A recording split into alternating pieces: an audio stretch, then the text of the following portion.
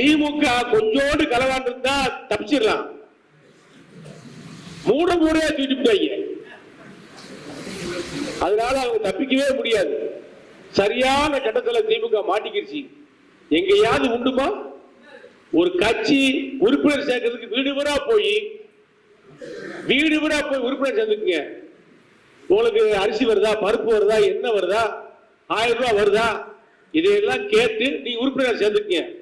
கேவலமா இல்லையா ஒரு கட்சி நடந்தவங்களுக்கு?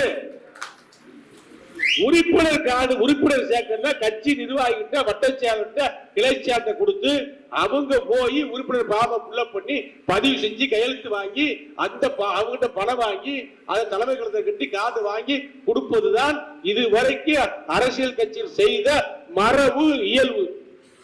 கேவலம் கட்டத்தனமாக, அசிங்கப்பட்டத்தனமாக வீடு வீடா போய் நான் உன் கட்சியே இல்லைன்னு சொல்லு கும்பல. உன் கட்சி எனக்கு பிடிக்காது. 1000 ரூபாய் வாங்குறீங்க, 1000 ரூபாய் வக்க வீடு காசா கொடுக்குற. எங்க அண்ணன் எடப்பாடி வந்தா 1200 ரூபாய் கொடுப்பாரு போன்னு சொல்லுது. அதுவும் டிவியில வருது.